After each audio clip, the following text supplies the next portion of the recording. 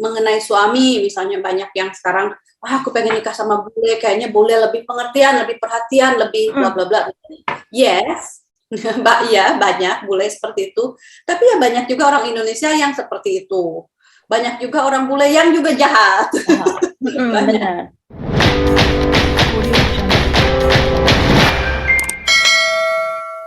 Kesan pertama tinggal di UK kayak gimana Teh? Kesan pertama lo Dulu. Mas udah lupa kali. Harus digging dulu ya. Kesan pertama waktu kesini ya bisa dibilang karena aku waktu pertama kesini itu kan kayak dari airport ke sini gitu ya, ke London itu kayak banyak greenery ya, banyak kehijauan gitu. Jadi aku pikir London bakalan wow kayak New York gitu ya, building di kota yang pokoknya seliweran. Ternyata kok banyak greenery-nya gitu, banyak perhijauan gitu. Terus sudah lama terus kayak adem karena waktu itu ya di sini kan adem terus ya. Waktu itu sih aku datang bulan Agustus, jadi sebenarnya lagi summer tapi adem. Aku bilang wah ini udah penutup summer itu. Aku pikir nice country gitu ya. Terus lama-lama sedikit demi sedikit aku lihat kayak bangunan-bangunan. Nah baru ini bangunan-bangunan kayak lama banget. Nah itu kesan pertama mungkin lebih amazed ke bangunan, terus ke how green it is gitu. Considering ya ini kota sebuah negara yang maju yang besar, aku pikir bakalan dengan bangunan yang menjulang tinggi doang gitu. Tapi ternyata Amerika banyak lah ya. Gedung-gedung pencakar langit gitu. Sebenarnya di sini juga ada gedung-gedung pencakar langit, tapi kan di London gitu ya. Nah di Londonnya itu ya bangunan-bangunan tua gitu. Nah itu amaze pertama kali. Terus kalau shock gitu, orang kan suka nanya culture shock gitu. Culture shocknya gitu apa? Kalau shock itu kayak di toko-toko biasa gitu ya. Kan suka ada kayak semacam warung lah kalau di kita itu yang jualan newspaper atau minuman dikit-dikit gitu, itu suka ada majalah kayak let's say ini bisa di blip juga kita ya, jadi seksi-seksi magazine lah gitu, itu kayak berjejeran aja gitu loh di situ. Itu maksudnya enggak, kalau di kita mungkin kan itu dilarang, nggak ada gitu ya, ada pun mungkin nggak tahu di mana lah gitu ya, atau di mana gitu, adalah tempat khusus gitu kan, mungkin ya, iya. Di sini mah ya berjejer aja gitu. Yang pokoknya ya mungkin gitulah, pokoknya hampir telanjang gitu, paling dikasih bintang gitu ya, yang pentingnya doang. Ini ya kan dikasih ini majalah biasa atau apa. Terus ada juga koran-koran yang The Sun atau apalah, koran sebenarnya koran sport ya, buat ya mungkin buat laki-laki ya, tapi banyak itulah seksi-seksi picture gitu. Aku pikir wow, oke. Itu culture shock. Terus apa lagi ya? Itu sih banyak orang dari berbagai macam negara, dan itu juga aku bilang wow, this is nice. Tapi shockingnya enggak yang ya, ada yang shocking wow ini apaan sih gitu. Ada yang itu, ada yang shocking nice. Oh wow, London itu kayak gini. Gitu. Lebih ke nice ya Teh ya. Terus kalau orang-orang gimana Teh dulu?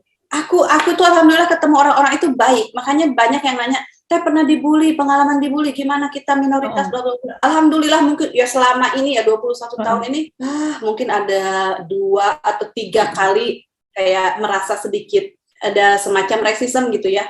Itu. Tapi enggak sih, otherwise enggak. Orang itu pada nice. Malah pada friendly menurut aku ya. Tapi tiap orang mungkin pengalamannya beda-beda juga sih. Betul. Tapi menurut aku sih pada baik, dan tingkat kemanusiaannya menurut aku tinggi. Lebih tinggi ya, care-nya ya. Ya gitulah, menghargai kita sebagai manusia gitu, menurut aku tuh kayak benar. Human being-nya ini ya tinggi ya. Ya kan, tinggi banget tuh, human being, animal being juga, bukan human, animal right, dan gitu-gitu. Animal right ya, human right gitu. Animal aja disayang, gimana manusia Teh? Iya kan, bener-bener. Dan itu anjing-anjing itu semacam sama kayak anak kecil misalnya. Kalau ada yang nyebrang bau anjing, pasti orang itu lebih kayak bantu ya. Berhenti dulu atau apa gitu. Sama kayak anak gitu. Ya sebenarnya nggak sama, tapi semacam itulah. Treatnya lah gitu ya. Treatnya gitu. Apalagi kalau ada orang bawa anjing atau apa aja, mungkin kucing atau anjing, tapi biasa anjing lebih ke pet ya, lebih ke peliharaan, terus kadang suka dibawa. Terus aku lihat gitu ada temen aku, temennya punya anjing. Terus pas kita ketemuan, temennya tuh nggak bawa anjing. Kadang suka dibawa, kan dibawa ke kafe, di sini anjingnya suruh duduk di situ, kita minum apa gitu, suka gitu.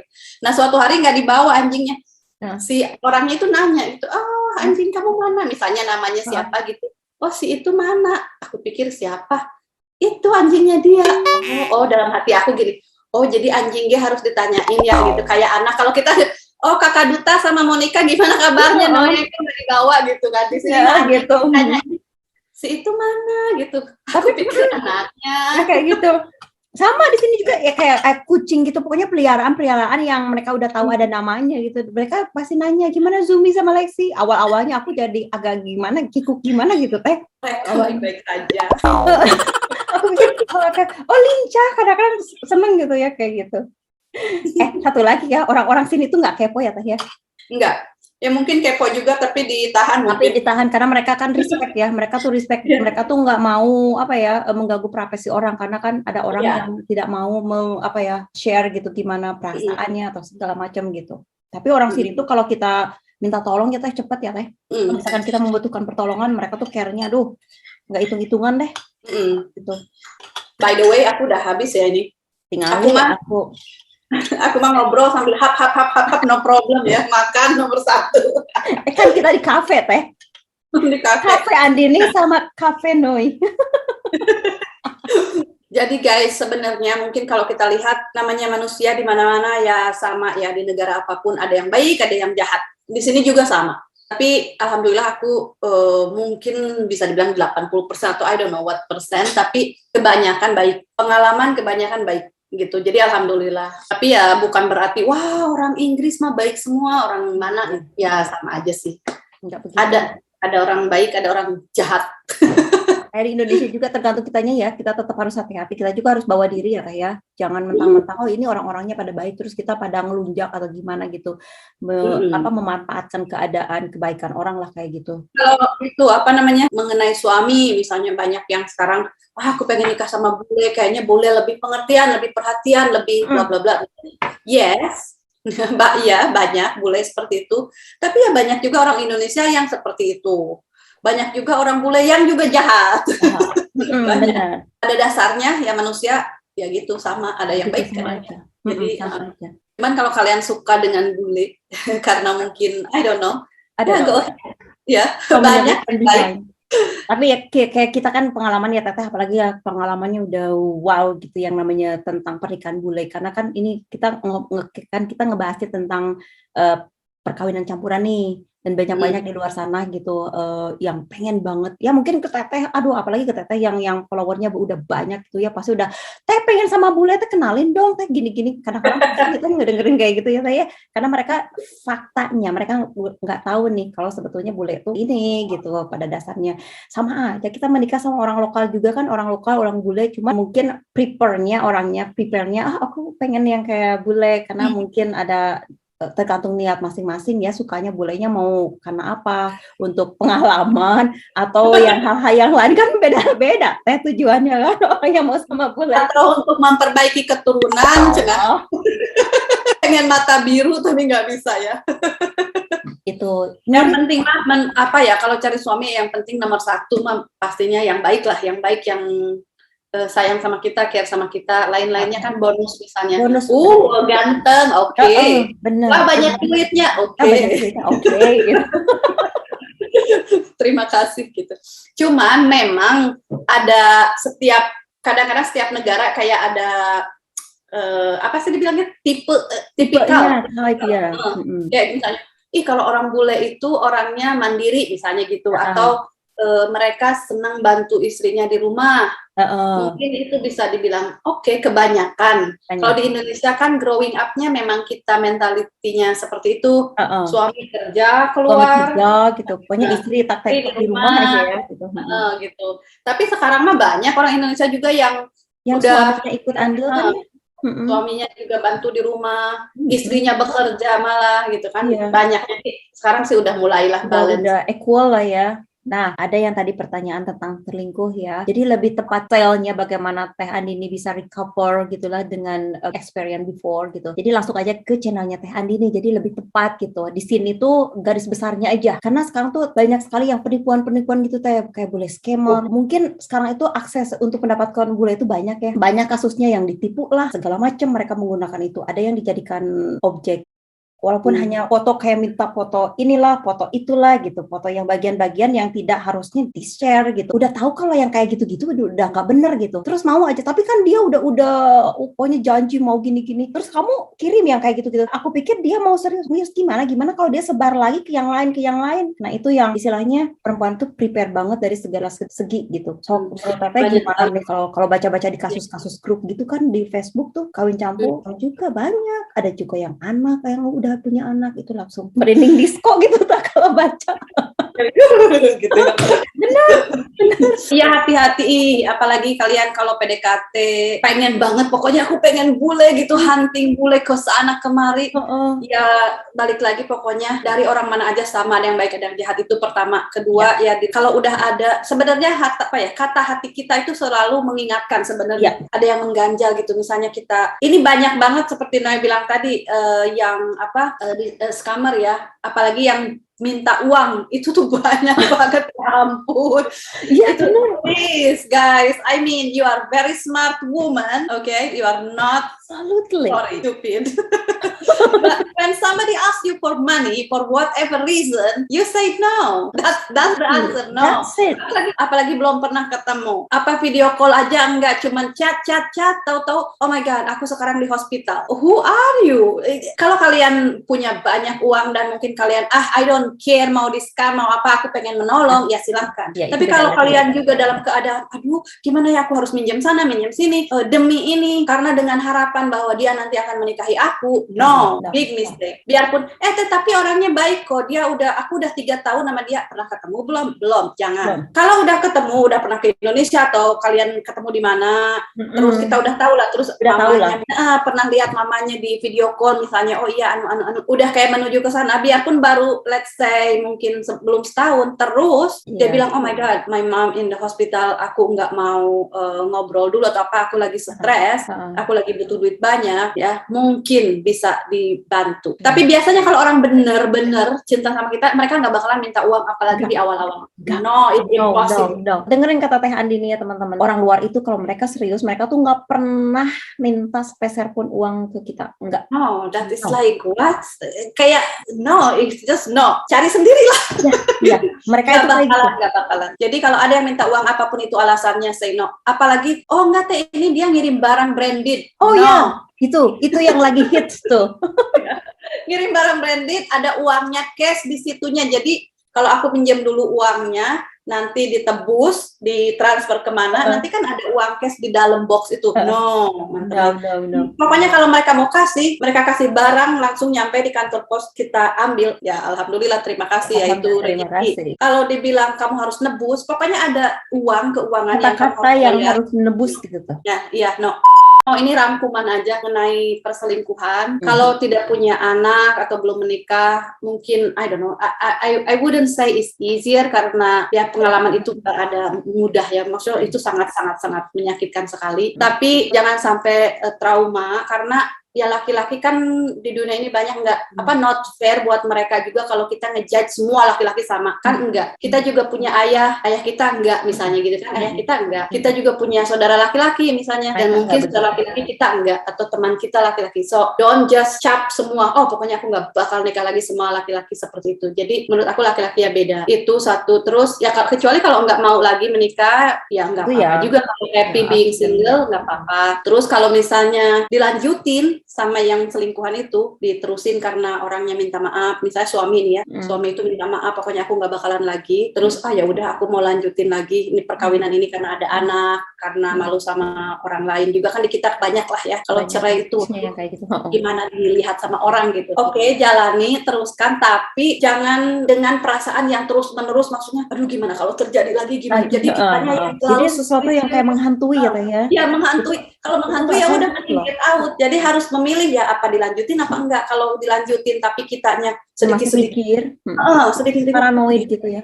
Ya tadi kemana? Oh, HP-nya ngering siapa? Gitu kan? Itu kan it's not healthy relationship. No, it's mental health. Kita ngebatin mending get out kalau gitu.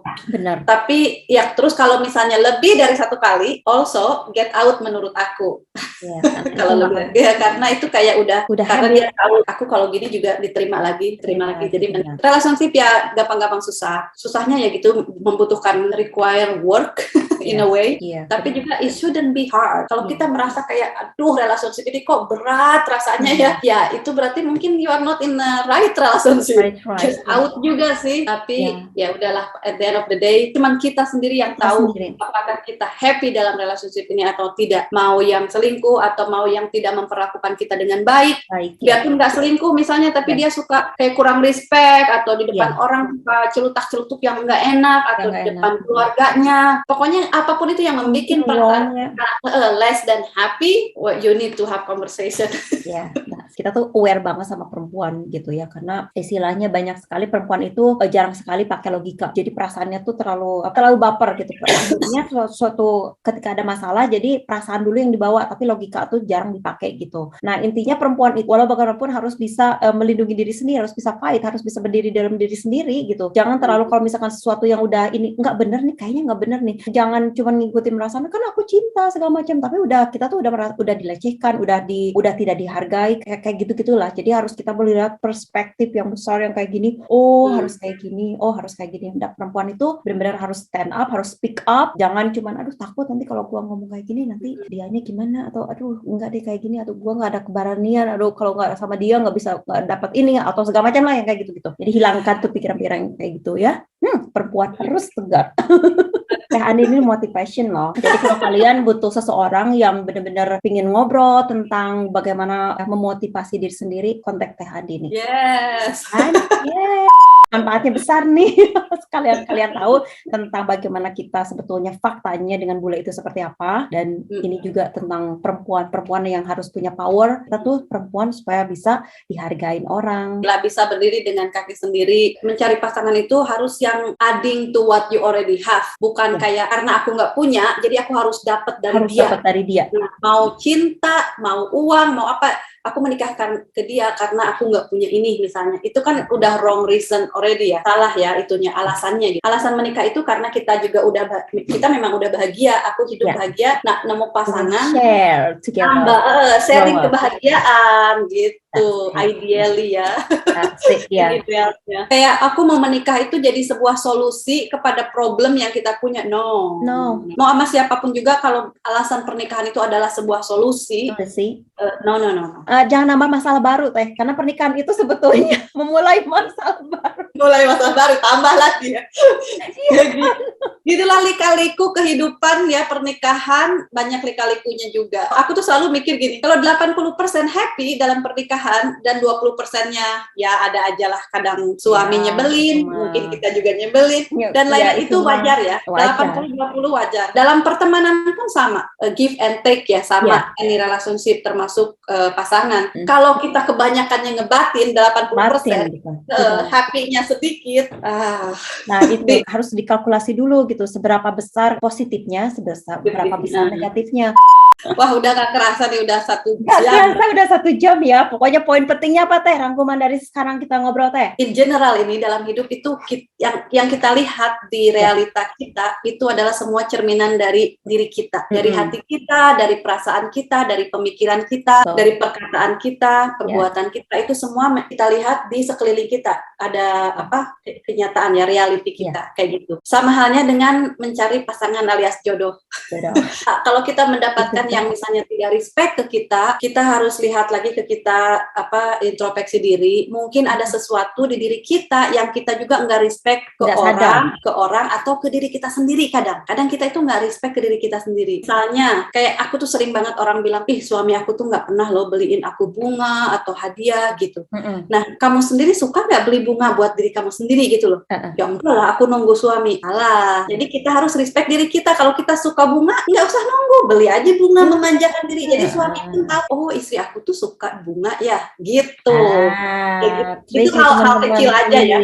Tulis ya, catat nih. Itu hal kecil. Jadi aku tuh percaya banget semua yang kita lihat di kenyataan kita adalah cerminan dari kita. Kalau kita mau orang yang baik, kita harus lebih baik, menjadi orang lebih baik. Kalau kita mau suami yang respect ke kita, kita juga harus mulai respect ke diri kita, respect ke orang. Jadi semacam magnet yang cocok itu, oh dia gini karena kitanya gini, set gitu. Ya, benar, Pak Eta.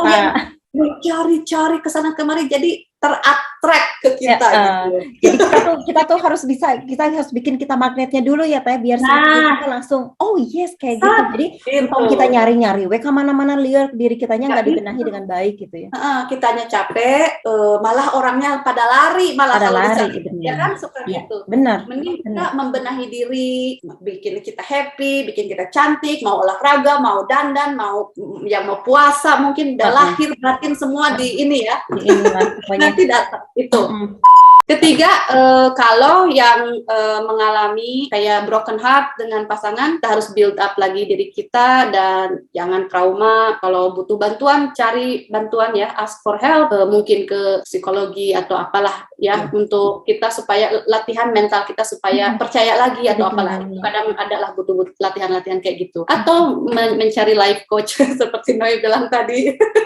Udah ada di sini dengan ada slot available kalau ada yang mau, silahkan. Udah sih enjoy aja gitu deh. Nah mudah-mudahan aku doakan buat kalian semua yang lagi mencari jodoh, semoga cepat dapat jodoh yang sesuai. Yang lagi broken heart semoga cepat pulih ya, di healing ya, repair ya, healing.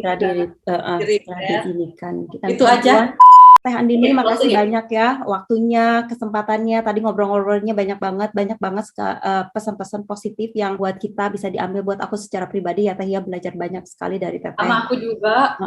Pokoknya buat teman-teman semua masih banyak pertanyaan yang belum terjawab di sini. Please selengkapnya kepoin channelnya Teh Andini, subscribe dan tonton semua. Jadi kalian bisa tahu gitu ya dari awal sampai sekarang tuh bagaimana healing. Apalagi pertanyaannya kebanyakan tentang perselingkuhan ya. Semua yang jelas kan Teteh udah bikin videonya sedetail mungkin kan, bagaimana itu recovernya. Teman-teman pokoknya selengkapnya silakan ke channelnya Teh Andini, udah ditaruh linknya di description box. Jadi kalian please just langsung ke Teh Andini. Kalau kalian butuh coach, jangan pusing-pusing, aduh kemana nih aku butuh bantuan gitu kan untuk problem yang kalian dapati. Langsung di sini Teh Andini tuh langsung ada di Instagram, ada gratis 30 menit. Kalian mau chit-chat dulu, kalau aku bisa bantu kita bisa coaching. Kalau enggak misalnya ya mungkin kita bisa bisa ngobrol dulu 30 menit di Instagram bio ya, ada link. Teh Andini, hatur nuhun pokoknya semua sukses Teh Andini, sehat dan salam buat anak-anak ya. Terima kasih banyak aku udah diundang hari ini, dan juga terima kasih buat teman-teman semua. Terima kasih buat semuanya. I see you soon ya. Kalau nggak Noi ini aku ke sana.